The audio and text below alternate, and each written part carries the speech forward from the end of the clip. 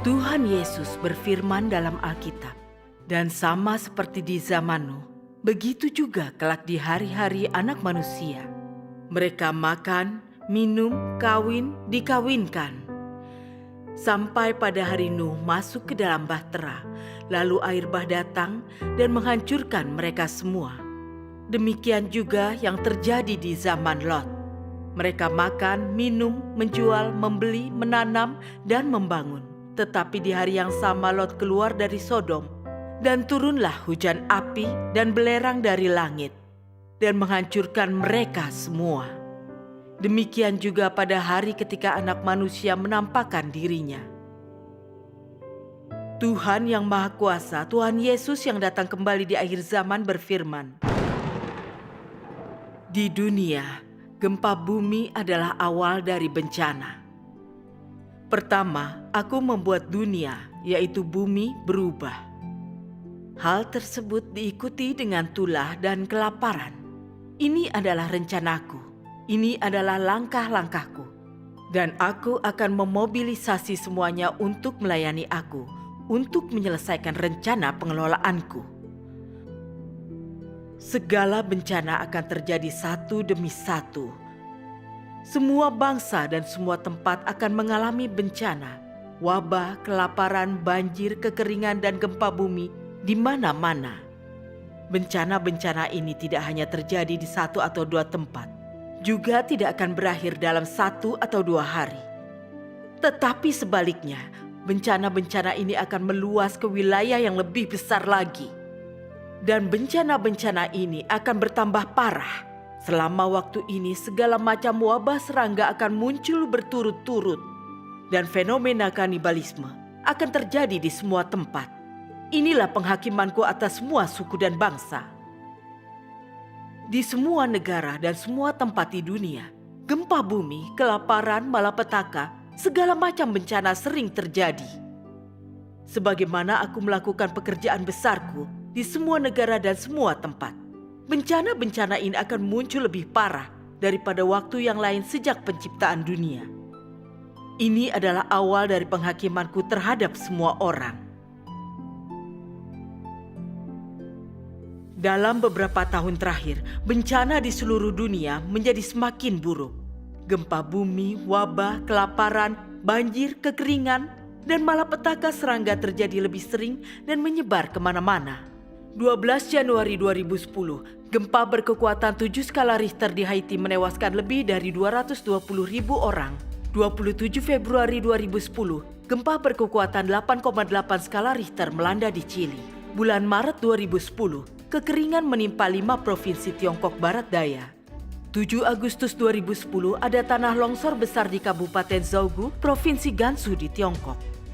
4 September 2010, Selandia Baru dilanda gempa berkekuatan 7,2 skala Richter. 12 Januari 2011, Australia dilanda banjir. 11 Maret 2011, gempa berkekuatan 9 skala Richter menghantam pantai timur Jepang, menciptakan tsunami raksasa. Bulan Maret dan April 2011, suhu yang tinggi di Jerman dan Swiss menyebabkan kebakaran hutan. 4 Juni 2011, letusan gunung berapi terjadi di Chili. Antara Juli dan Oktober 2011, Bangkok, Thailand mengalami banjir terburuk dalam 50 tahun. Bulan Juli dan Agustus 2011, Afrika Timur menderita kelaparan besar. Bulan Juli dan Agustus 2012, banyak negara di Amerika Serikat mengalami kekeringan yang lebih dari sebelumnya. 21 Juli 2012, Beijing, Tiongkok dilanda hujan yang ekstrim.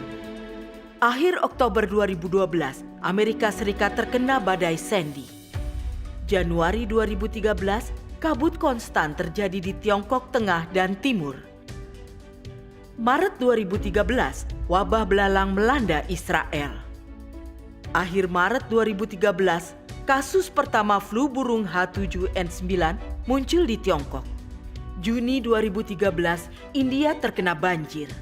25 Agustus 2013, angin kencang menyebabkan kebakaran berputar tanpa kendali di California, menghasilkan kebakaran terbesar dalam sejarah. Desember 2013, Timur Tengah diselimuti badai salju pertamanya dalam 100 tahun. 2 Januari 2014, gelombang dingin menghantam Amerika Utara. 27 September 2014, gunung berapi di Gunung Ontake, Jepang meletus. April 2015, gempa bumi melanda Nepal. Juni 2015, banjir besar menghantam Tbilisi, Georgia.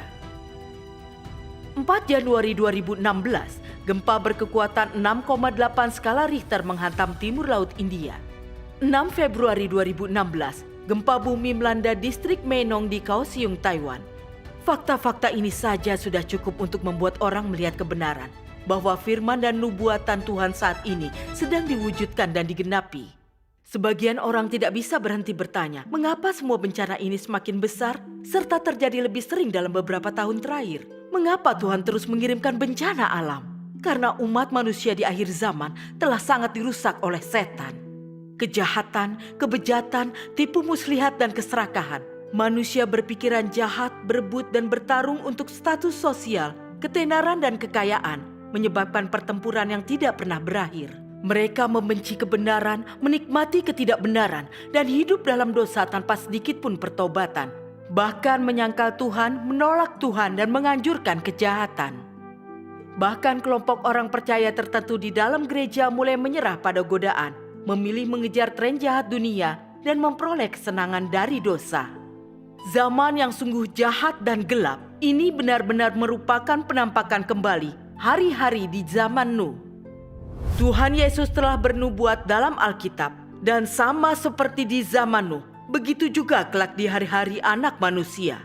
Tuhan Yesus telah kembali di akhir zaman dan kali ini Dia adalah inkarnasi Tuhan yang Maha Kuasa yang mengungkapkan semua kebenaran sehingga Dia dapat menyucikan dan menyelamatkan seluruh umat manusia dan melakukan pekerjaan penghakimannya di akhir zaman.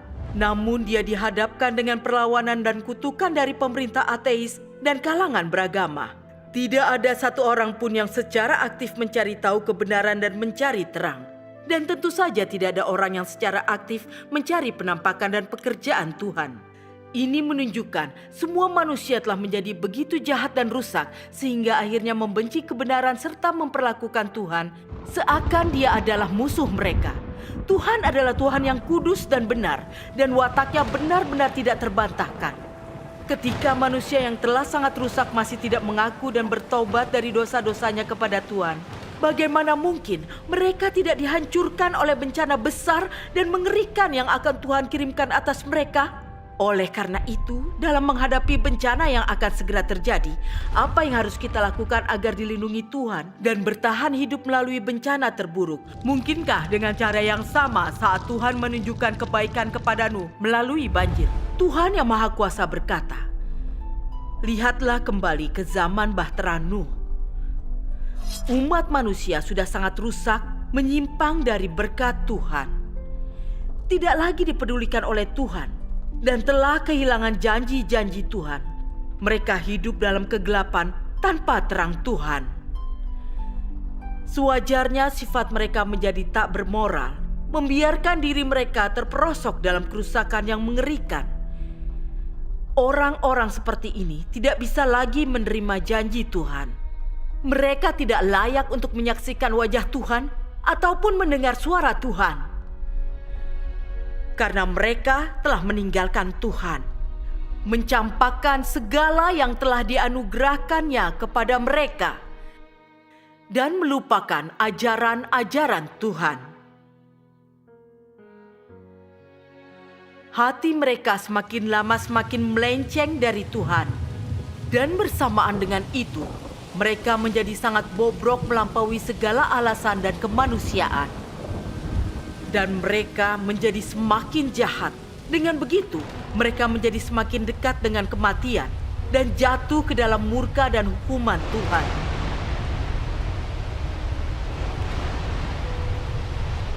Hanya Nuh yang menyembah Tuhan dan menjauhi kejahatan. Dan karena itu dia dapat mendengar suara Tuhan dan mendengar petunjuk-petunjuk Tuhan. Dia membangun bahtera itu berdasarkan petunjuk firman Tuhan dan mengumpulkan segala macam makhluk hidup. Lalu, setelah semuanya siap, Tuhan melepaskan penghancurannya atas dunia. Hanya Nuh dan 7 anggota keluarganya yang selamat dari seluruh penghancuran ini. Karena Nuh menyembah Yahweh dan menjauhi kejahatan. Aku harus memberitahukanmu bahwa di zaman Nuh, orang makan dan minum, kawin dan mengawinkan sedemikian rupa sampai-sampai Tuhan tidak tahan menyaksikannya. Sehingga ia pun mengirimkan air bah untuk membinasakan umat manusia. Dan hanya menyisakan keluarga Nuh yang berjumlah 8 orang serta segala jenis burung dan binatang buas. Namun di akhir zaman, orang-orang yang dilindungi Tuhan adalah mereka yang setia kepadanya hingga kesudahannya. Meskipun kedua zaman ini sama-sama sangat rusak, sampai-sampai Tuhan tidak tahan menyaksikannya. Dan umat manusia di kedua zaman ini begitu rusaknya, sampai-sampai menyangkal Tuhan sebagai Tuhan. Dan seluruh manusia di zaman Nuh dibinasakan oleh Tuhan. Umat manusia di kedua zaman ini telah begitu dalam mendukakan Tuhan. Meskipun demikian, Tuhan masih tetap bersabar terhadap manusia di akhir zaman hingga sekarang ini. Mengapa demikian? Apakah engkau tidak pernah memikirkannya? Jika engkau memang tidak tahu, akan kuberitahu kepadamu. Alasan Tuhan bersikap lebih lunak terhadap manusia di akhir zaman ini bukan karena mereka tidak serusak manusia di zaman Nuh dahulu. Bukan karena mereka telah menunjukkan pertobatan kepada Tuhan. Apalagi karena Tuhan tidak sampai hati membinasakan manusia di akhir zaman yang teknologinya sudah semakin mutakhir. Sebenarnya alasannya adalah karena Tuhan masih memiliki pekerjaan yang harus dilakukan di dalam diri sekelompok manusia di akhir zaman. Dan pekerjaan ini akan dilakukan oleh Tuhan yang berinkarnasi itu sendiri. Selanjutnya, Tuhan akan memilih sebagian dari kelompok ini untuk menjadi sasaran keselamatannya. Hasil dari rencana pengelolaannya dan akan membawa serta orang-orang itu ke zaman selanjutnya. Jika umat manusia ingin mendapatkan nasib yang baik, jika suatu negara ingin mendapatkan nasib yang baik, manusia harus sujud menyembah kepada Tuhan, bertobat dan mengaku di hadapan Tuhan. Jika tidak, nasib dan tempat tujuan manusia tak ayal lagi akan berakhir dalam malapetaka. Firman Tuhan yang Maha Kuasa jelas menjelaskan kepada kita, hanya mereka yang mendengar firman Tuhan dan sepenuhnya menerima keselamatannya yang dapat bertahan hidup di bawah perlindungan Tuhan, melewati bencana paling parah dan masuk ke dalam kerajaan Tuhan. Di sisi lain, siapapun yang tidak mencari kebenaran, menolak untuk mendengarkan suara Tuhan, dan menolak keselamatan Tuhan di akhir zaman, akan dihukum dan dibinasakan di tengah-tengah bencana mengerikan ini. Kisah berikut adalah kisah nyata yang diambil dari laporan saksi mata yang terjadi di Tiongkok. Di saat Kabupaten Wenchuan diserang gempa bumi dahsyat pada 12 Mei 2008, ada satu kota yang sepenuhnya lenyap, yaitu Kabupaten Qingping di Mianzhou di Provinsi Sichuan. Hanya ada sedikit orang di dunia yang tahu tentang ini, karena upaya PKT untuk menutupinya. Kabupaten Qingping terletak di barat laut Hanwang di kota Mianzhou, tersembunyi jauh di pegunungan. Sebelum gempa bumi, tempat itu adalah surga yang subur dan indah, selalu penuh udara segar, air jernih dan langit biru, kaya dengan buah kiwi dan ginkgo.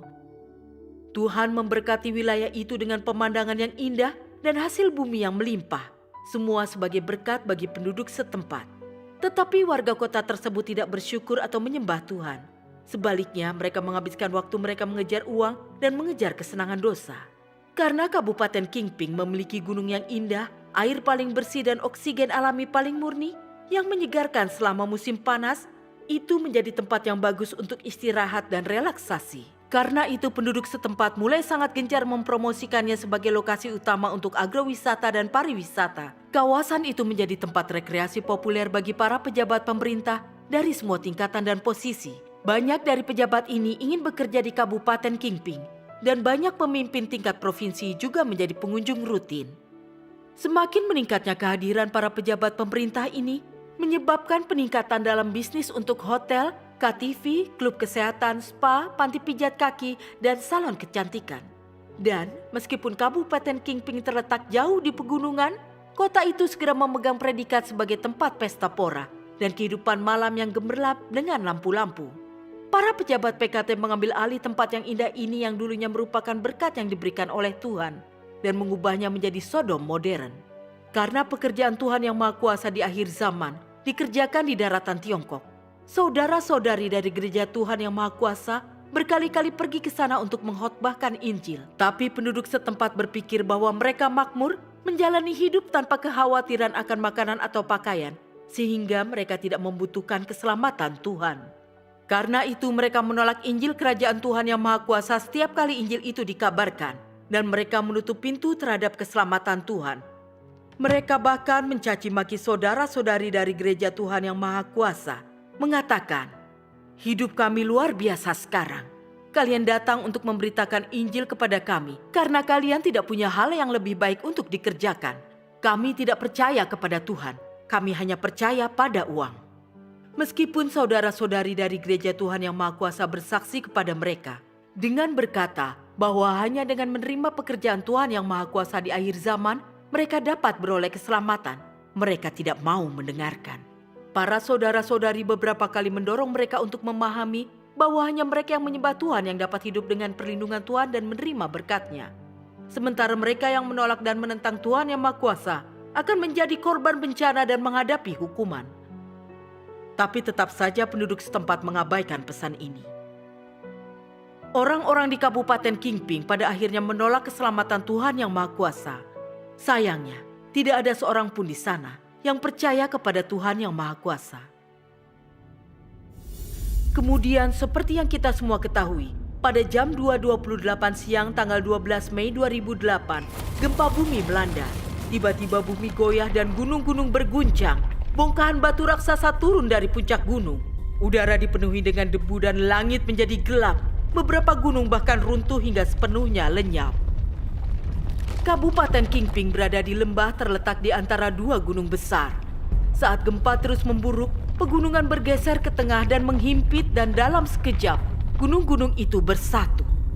Kabupaten Kingping akhirnya hancur di telan gunung. Orang-orang di kabupaten itu semuanya terperangkap di bawah reruntuhan dan terkubur hidup-hidup.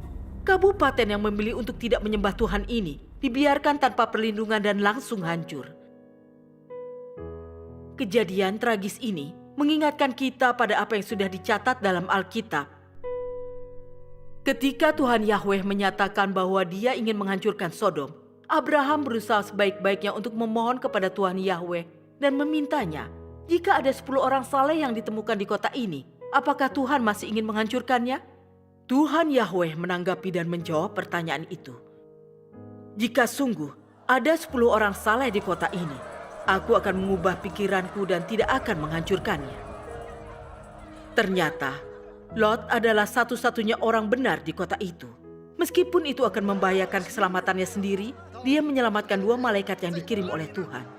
Pada akhirnya hanya Lot dan 2 putrinya yang mampu melarikan diri dari Sodom, di bawah bimbingan 2 malaikat yang Lot selamatkan dengan mempertaruhkan nyawanya. Orang-orang yang tersisa dan seluruh isi kota dihancurkan oleh api dan belerang Tuhan yang dihujankan atas mereka. Karena itu, kota berdosa yang kejam dan jahat ini yang tidak membaktikan diri untuk menyembah Tuhan, menghilang dari bumi selamanya.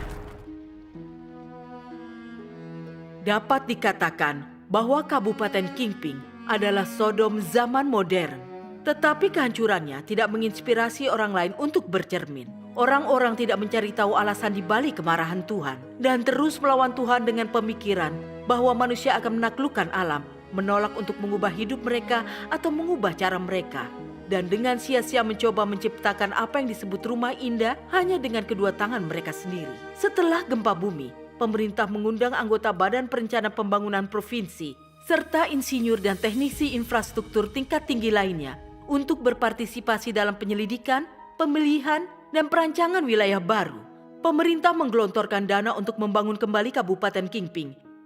Tidak lama setelah itu, Kabupaten Kingping yang baru selesai dibangun dan didirikan jauh di pegunungan. Kantor pemerintahan kabupaten, rumah sakit, sekolah, dan bangunan tempat tinggal semuanya dilengkapi dengan fasilitas modern terbaru. Di saat orang-orang berterima kasih kepada Partai Komunis untuk kebijakan baik mereka dan merayakan perpindahan mereka ke rumah baru, badai besar tiba-tiba muncul pada 15 Agustus 2009 yang kemudian memicu runtuhnya gunung lain. Tanah longsor yang besar mulai menuruni sisi gunung seperti amarah dan keganasan binatang buas berlomba menuju Kabupaten Kingping yang baru. Sekali lagi dalam sekejap, Kabupaten Kingping yang baru dibangun kembali sepenuhnya terkubur di bawah tanah longsor. Ada lereng di kedua sisi, dan kedua belah sisi benar-benar runtuh. Kau hanya bisa berdiri dengan satu kaki seperti pisau. Sebuah tebing terbentuk. Begitu banyak orang yang aku kenal dan kerja bersamaku tiba-tiba menghilang. Itu sungguh menakutkan. Karena bencana gempa ini, krematorium ternyata terlalu banyak orang tewas. Bahkan jika krematorium membakar 24 jam sehari, mereka tidak bisa mengkremasi semua jenazah.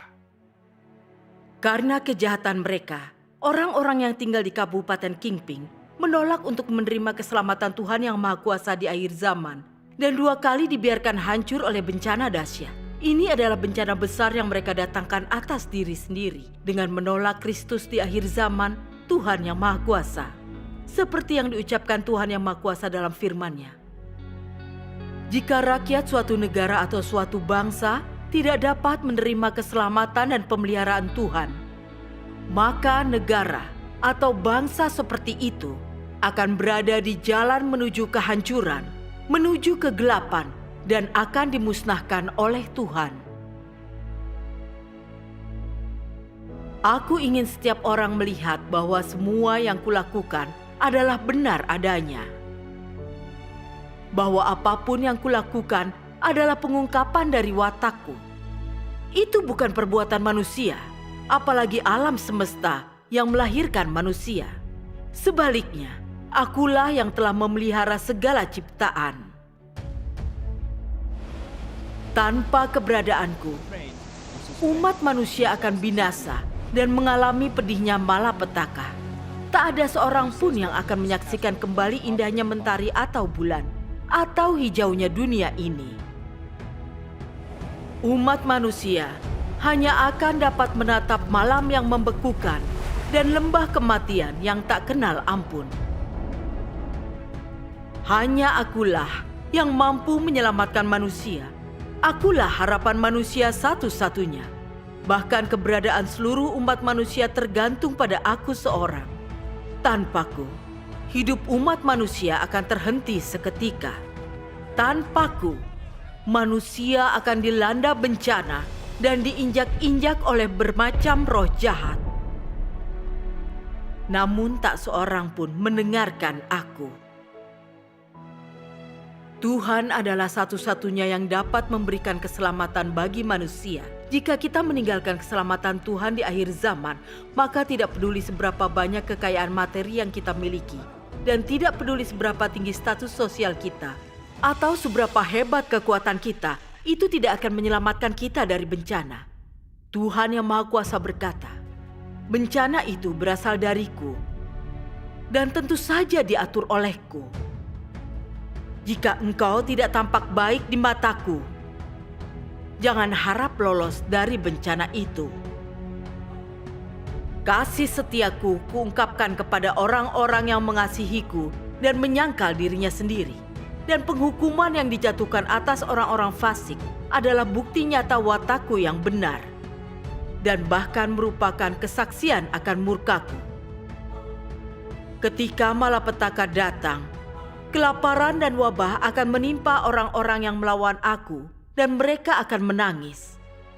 Semua orang yang gemar melakukan segala macam kejahatan, sekalipun mengikut aku selama bertahun-tahun, tidak akan lolos dari dakwaan. Mereka juga akan jatuh ke dalam malapetaka yang jarang terjadi di sepanjang zaman, akan selalu hidup dalam kepanikan dan ketakutan.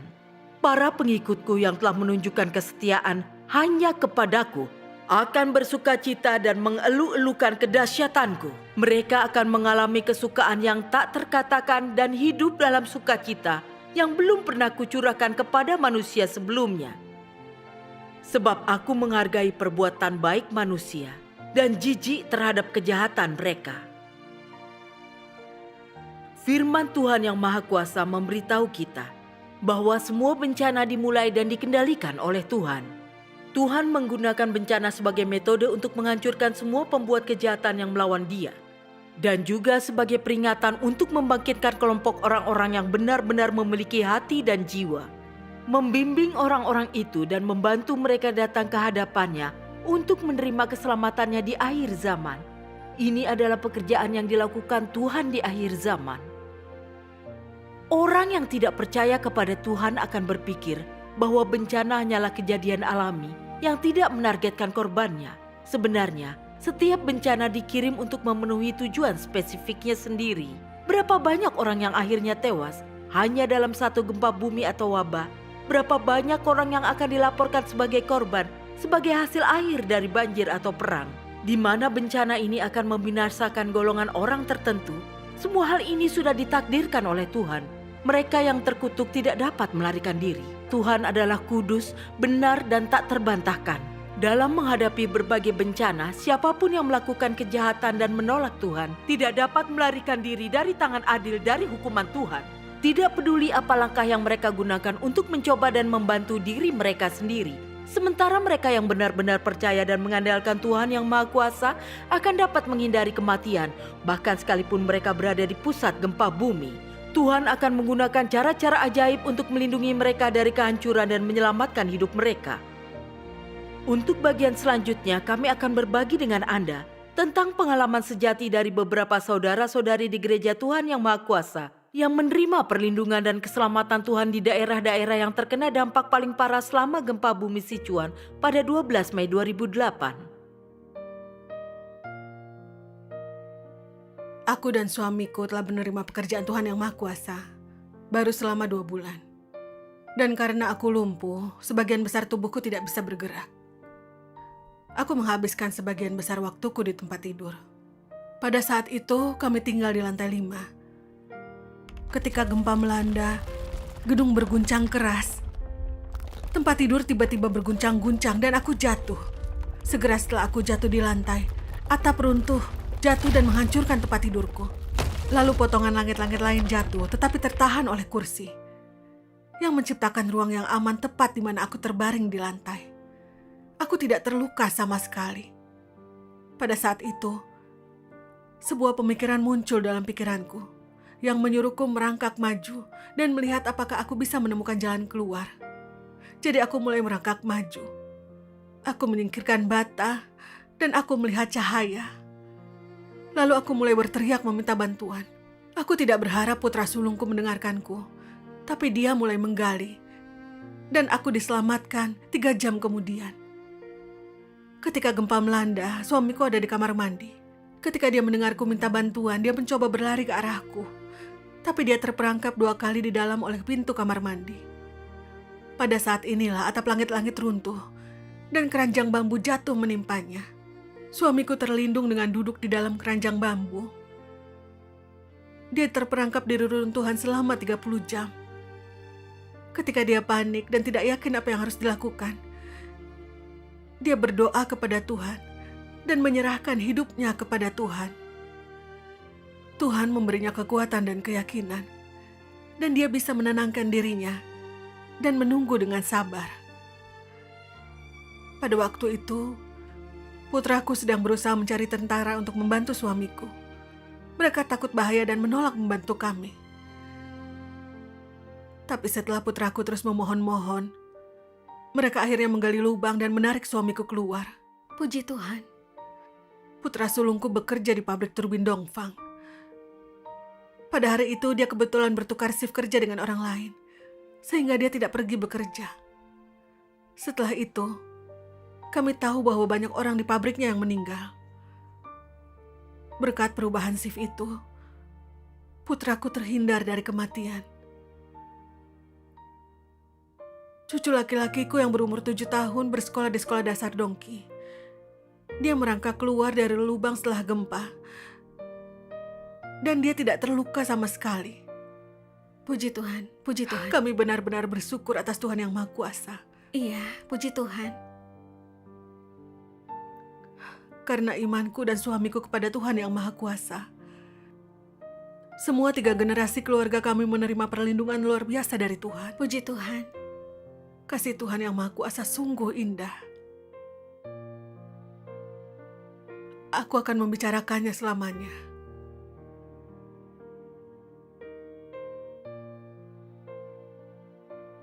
Pada tanggal 12 Mei, aku memanen rapa di ladangku sendiri di Gunung Laigu. Tiba-tiba, aku merasa bumi mulai bergetar dan dunia berputar. Tapi pada awalnya, kupikir aku terkena sengatan panas. Kemudian setelah beberapa saat, aku melihat gunung bergoyang dan berayun maju mundur. Ini nyata. Segera, retakan lebar beberapa meter terbuka, dan aku melihat batu-batu berjatuhan ke arahku.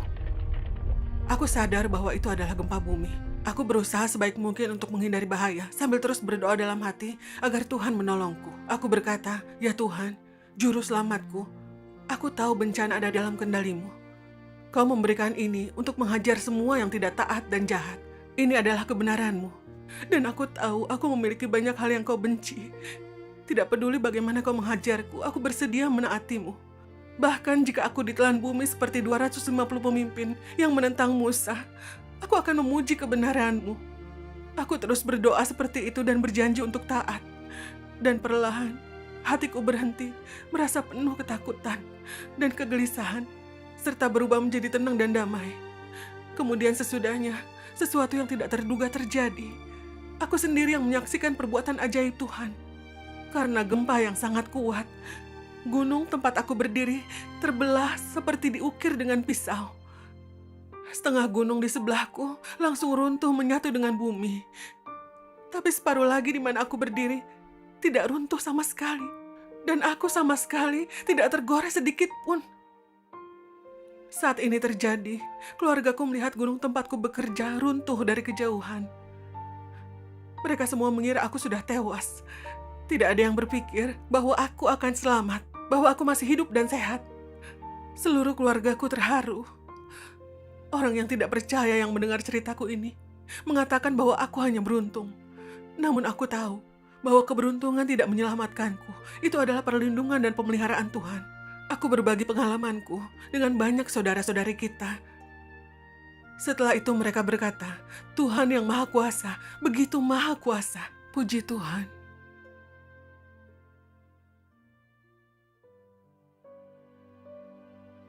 Pada siang hari tanggal 12 Mei, aku menaiki bus, pergi ke Kabupaten Sangjau.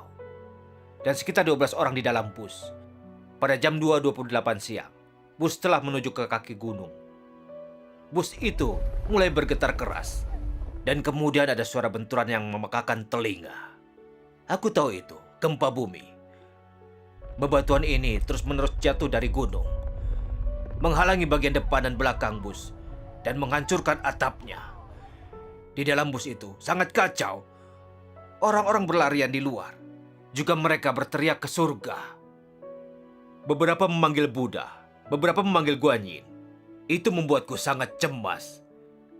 Karena aku tahu bahwa mereka berdoa kepada dewa-dewa palsu dan roh jahat. Hal itu tidak akan menyelamatkan mereka. Jadi aku berteriak, "Panggil Tuhan yang Maha Kuasa. Kalian harus berdoa kepadanya." Tetapi pada saat itu tidak ada yang mendengarkanku. Mereka mencoba melarikan diri. Dan segera, semua orang di bus melarikan diri, meninggalkan aku sendirian. Jadi aku terus berseru, "Tuhan yang Maha Kuasa, selamatkanlah aku." Setelah gempa, aku keluar dari bus.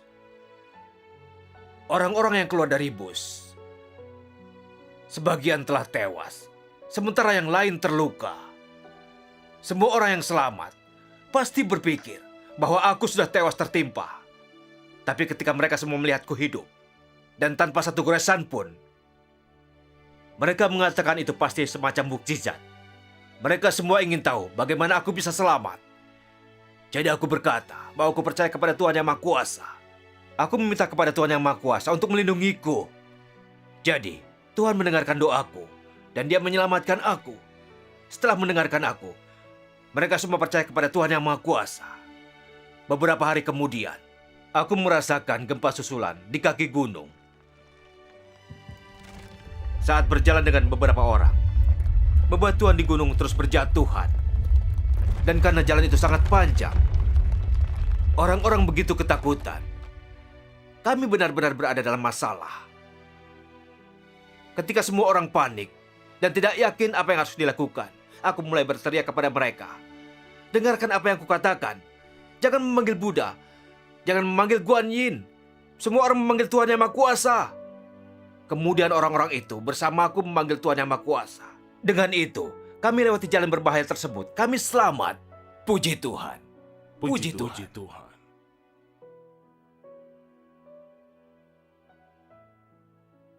Begini, ayah mertuaku biasanya tidur siang. Tapi sekitar tengah hari pada tanggal 12 Mei, ayah mertuaku mengeluh bahwa dia tidak bisa tidur. Jadi dia pergi menyemprotkan pestisida ke ladang kami. Aku pergi bersamanya untuk mencabuti rumput liar. Tapi begitu kami sampai di sana, gempa bumi terjadi. Pada saat itu rumah kami benar-benar runtuh. Tapi kami tidak di dalam, jadi kami sama sekali tidak terluka. Gempa itu terjadi setelah kami berdua pergi. Itu sungguh perlindungan yang luar biasa dari Tuhan. Putriku saat itu berusia 10 tahun. Dia ada di sekolah. Di hari terjadi gempa.